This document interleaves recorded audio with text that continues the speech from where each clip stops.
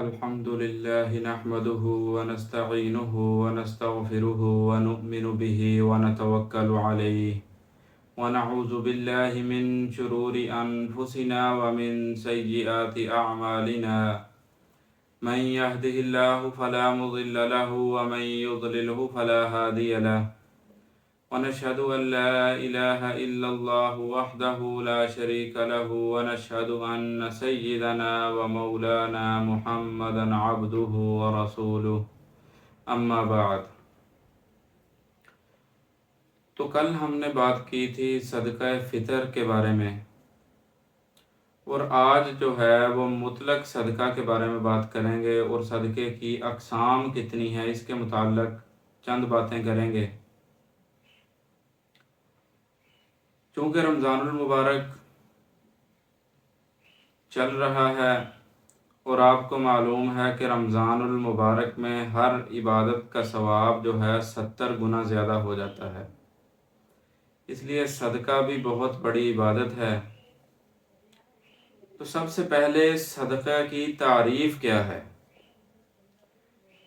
اس کی تعریف یہ ہے کہ جو مال اللہ تعالیٰ کی رضا کے لیے اللہ کی راہ میں غرباء اور مساکین کو دیا جاتا ہے یا خیر کے کسی کام میں خرچ کیا جاتا ہے، اسے صدقہ کہتے ہیں۔ پھر آگے صدقہ کی اقسام کتنی ہیں؟ تو صدقہ کی 3 قسمیں ہیں۔ نمبر 1 فرض جیسے زکوٰۃ، نمبر 2 نذر واجب جیسے نذر، صدقہ فطر اور قربانی وغیرہ، اور نمبر 3 پر ہے نفلی صدقات جیسے عام خیر خیرات کرنا وغیرہ۔ تو اب صدقہ خیرات اور نذر میں فرق کیا ہے؟ صدقہ اور خیرات ایک ہی چیز ہے، ان میں کوئی فرق نہیں ہے۔ صدقہ اور خیرات ایک ہی چیز ہے، یعنی جو مال اللہ تعالیٰ کی خوشنودی کے لیے کسی خیر کے کام میں خرچ کیا جائے وہ صدقہ اور خیرات کہلاتا ہے، اور کسی کام کے ہونے پر کچھ صدقہ کرنے کی یا کسی عبادت کے بجا لانے کی منت مانی جائے تو اس کو نذر کہتے ہیں۔ نذر کا حکم زکوٰۃ کا حکم ہے کہ اس کو صرف غریب، غرباء، مسکین کھا سکتے ہیں، غنی نہیں کھا سکتے۔ نیاز کے معنی بھی نذر ہی کے ہیں۔ صدقہ اور منت میں کیا فرق ہے؟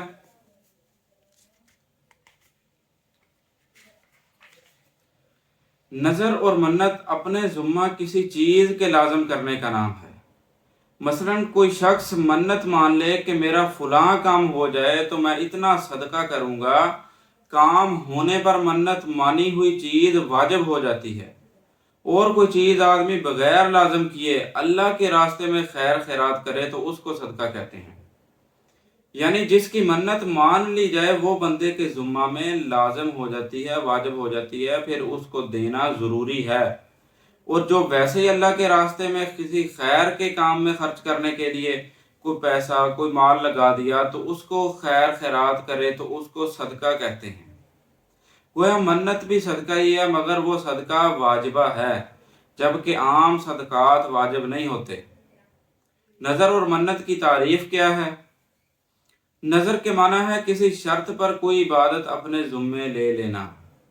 مثلا اگر فلاں کام ہو جائے تو میں اتنے نفل پڑھوں گا، یا اتنے روزے رکھوں گا، یا اتنا حج کروں گا، بیت اللہ کا حج کروں گا، یا اتنی رقم فقراء وغیرہ کو دوں گا، تو اس کو منت کہتے ہیں کہ کسی کام کے ہونے پر کسی عبادت کو اپنے ذمے مقید کر لینا کہ فلاں کام میرا ہوگا تو میں اتنے روزے رکھوں گا، یا اتنی نمازیں پڑھوں گا، اتنے نفل پڑھوں گا، یا حج کروں گا، یا اتنی رقم فقراء کو صدقہ کروں گا، تو اس کو منت کہتے ہیں۔ وہ پھر بندے کے ذمے واجب ہو جاتی ہے۔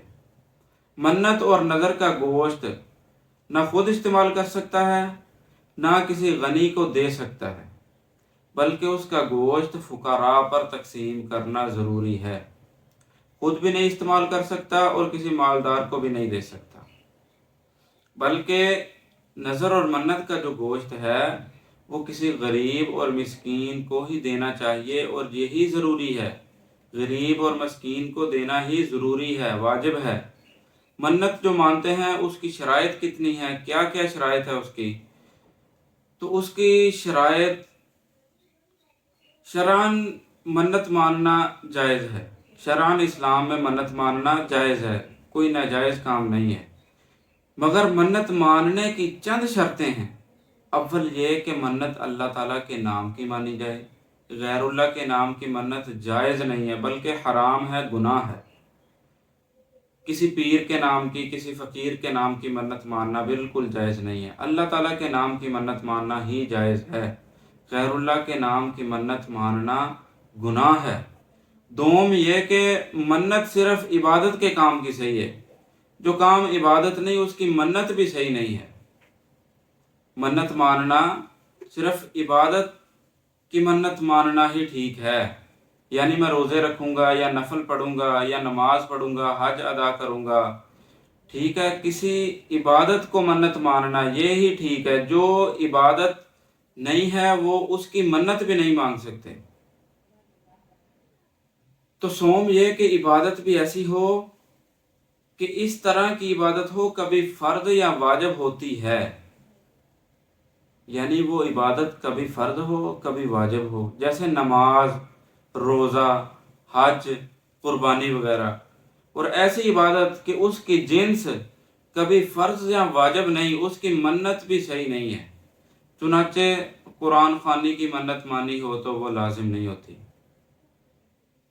اور کبھی وہم ہو جاتا ہے کہ میں نے دل میں یہ سوچ لیا تو میری یہ منت مانی تو نہیں گئی، تو اس کا یہ ہے کہ صرف خیال آ جانے سے منت نہیں مانی جاتی، منت بندے کے ذمے لازم نہیں ہوتی، صرف خیال آ جانے سے منت بندے کے اوپر لازم نہیں ہوتی۔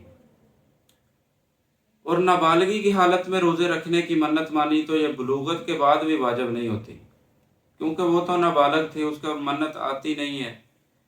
جس نے بھی منت مانی نابالغی کی حالت میں، تو بلوغت کی عمر میں جب آ جائے گی تو اس پر بھی وہ واجب نہیں ہوگی۔ تو رمضان المبارک کا مہینہ جو ہے وہ دوسرا عشرہ اختتام کو ہے، آج 20واں روزہ ہے۔